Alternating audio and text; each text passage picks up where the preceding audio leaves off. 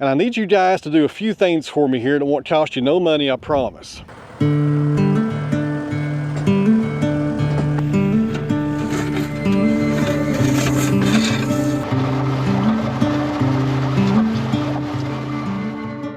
Welcome back to the sawmill, friends. Let's head up to the shop, move some equipment around so we can get the excavator out and go work on the road.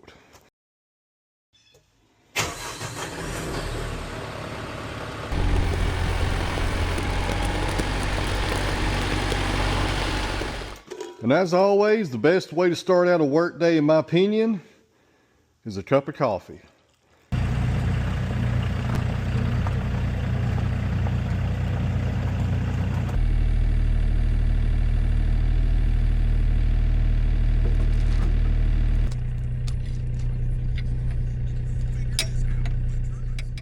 So we're putting the tilt bucket on the excavator. 2 hydraulic lines for this bucket. One of them I've already got on. It went on pretty easily. This one right here is being aggravating. It never fails. One of them will go on really easily, and one of them is always a fight. But this right here is my secret weapon. It's called the X Boom. It's pretty much an Irwin clamp, and they put some different connectors on the end, or clamps rather. It works really good for hateful hydraulic lines that don't want to snap together easily. Every time I show this though, people lose their minds and they say, wiggle your joysticks and blah, blah, blah. That doesn't always work. Sometimes it works, sometimes it never works. And I don't want to stand out here and push on this for an hour and nothing happening. This right here makes it a lot easier. Get you one if you don't have one. If you got equipment like this, I'll leave a link down below. I believe he still sells these on Amazon. Not sponsored or nothing like that. Just trying to help you guys out. And I don't know why people get so tore up in the comment sections and they see something they don't like. There's the Indian. He's on a TikTok. I think he's on something else besides that. And his name's Dougie Hall. I get a kick out of him. He's kind of funny sometimes. But he always says, if you like what I said today, well, that would have hurt. If you like what I said today, please use it. If you don't like it, don't worry about it. And that's kind of what the comment section should be on YouTube and stuff like that. If you see something you don't like, don't worry about it. But people think they have to run to the comment section and just get in arguments with other people in the comment section and blah, blah, blah, and waste their time. And you know, it's not very productive. Sometimes you gotta twist it just a little, but there we go. Popped right on. This will save you a lot of time, guys. It's a good tool to have around the shop. Friends, this road right here belongs to me, but it's also a right-of-way for my neighbor Bob, way up there on the hill. And this road gets in a mess like this about 2 or 3 times a year. And the reason this road is in such a mess is because it was not built properly. It's not straight, there's no crown in it, it's all going downhill. Therefore, all the rock gets pushed over here, and I have to come through here with the excavator and pull it back up. One day, when I have some spare time, which will probably be never, I'll strip everything off this road, bring in some slate, build it up, put a proper crown in it, and hopefully I only have to do this maybe every other year. But until that day comes, the best way to keep this road in decent shape is to bring the excavator down here, use the tilt bucket, pull all this rock back up here on the road, then go over it with the land plane maybe once or twice and smooth it out. And I would rather do this in dry conditions, but it's winter time and that water is going to sit there until spring more than likely. So, got to get it done.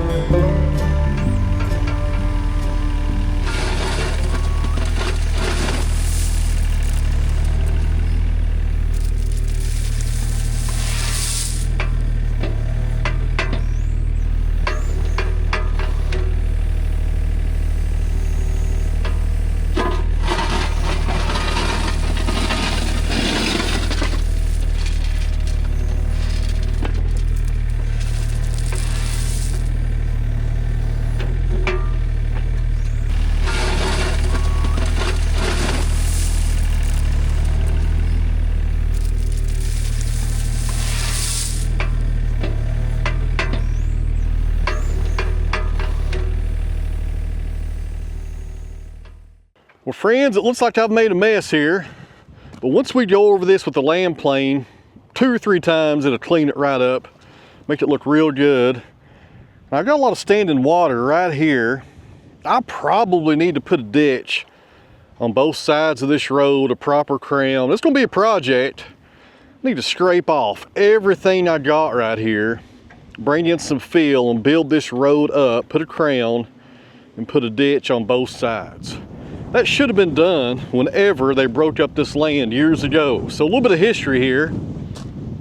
That yellow house right there is the clock house. That's my office. That's also where Bruno has his clock collection. That's why we call it the clock house.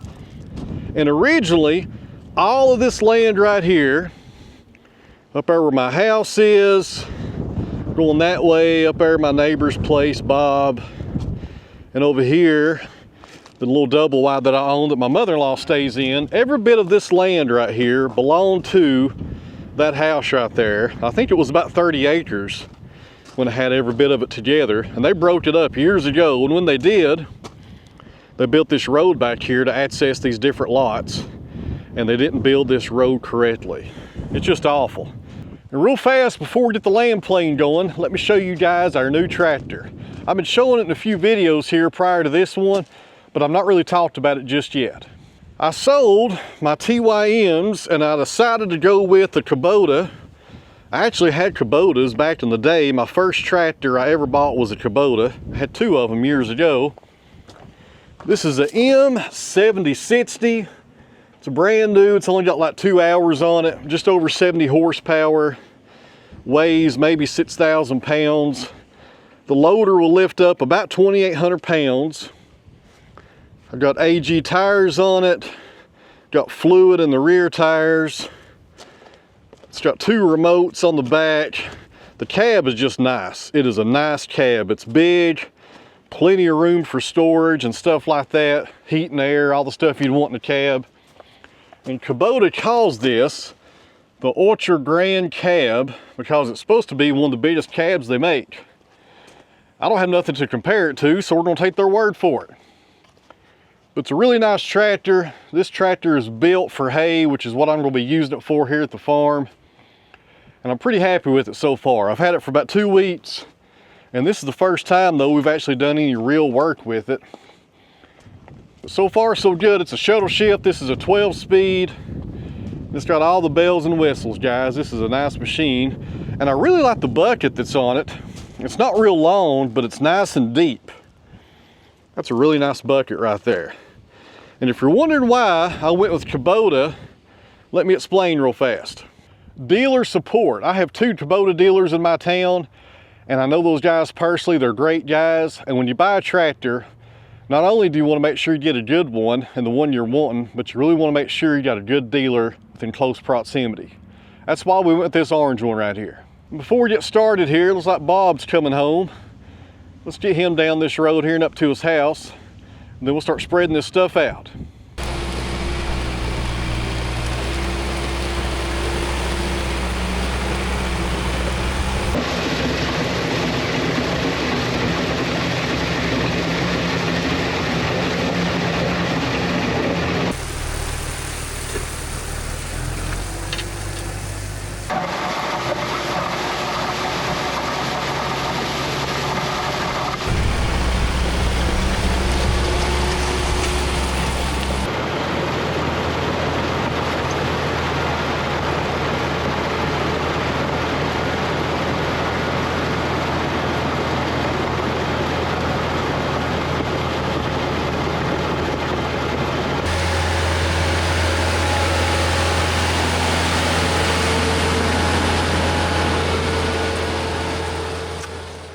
All right, guys, just finished that up, and just in time because I think we got some rain moving in, which will be good for this road. There's a lot of mud and dirt that I drugged up here from that bank right there, and that will wash this gravel off.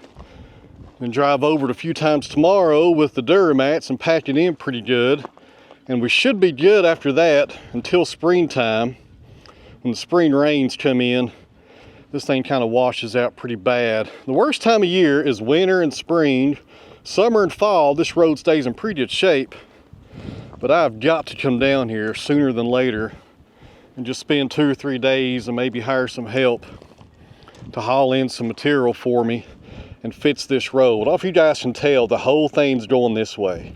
So sorry for the short video, guys, but I want to throw something out here because this will probably be my last video of the year. More than likely, I need to shut down here for about a week or two and work on 2 large projects that will be multiple videos, more than likely. And I need to get those projects done here around the end of the year and the 1st of January. But I just want to jump on here today and thank you guys for watching this year. I really appreciate every one of you all. Thanks to everybody on Patreon for supporting me here on the channel, and also the YouTube subscribers as well. And I need you guys to do a few things for me here that won't cost you no money, I promise. If you're on Instagram, Facebook, or TikTok, there's links down below to all 3 platforms. If you don't care, go follow me over there. I'm trying to do some different content for those other sites to try to make a bigger audience for this channel and hopefully pull them over here to YouTube. That's my goal next year, is to grow this channel as much as I can. I mean, this wind is picking up. Getting a little chilly out here. It's still about 60 degrees though, kind of hard to beat for this time of year. But anyways, if you guys don't care, all those links down below in the video description. And also, I have a second YouTube channel called Sawdust Stories, where I put abbreviated videos over there of just the sawmill. And I think some of you guys may enjoy that content as well. I try to upload over there about 2 or 3 times a week. There's links below to that as well. So the Sawmill Stories on YouTube, the second channel, Facebook, Instagram, and TikTok. There's links down below to all that stuff. So go check it out if you have time. I really appreciate it. If you don't mind, follow me over there. So in closing here, guys, thanks for watching. I really appreciate it. And the 2 big projects I was talking about, one of them is the wood stove install. I think I'll be starting that here probably the weekend, if not Monday. And the other project is the new machine. And the new machine is not the Kubota right there. That was planned out several months ago. The new machine is actually here, and I'm going to be installing that as well around the 1st of the year. And that's going to change everything here at the sawmill. Everything's going to change when that machine gets installed here, guys. I'm really excited about it. And I'll tell you guys about that real soon. So in closing here, thanks for watching. I really appreciate it. You guys hang in there, and I'll see you next year.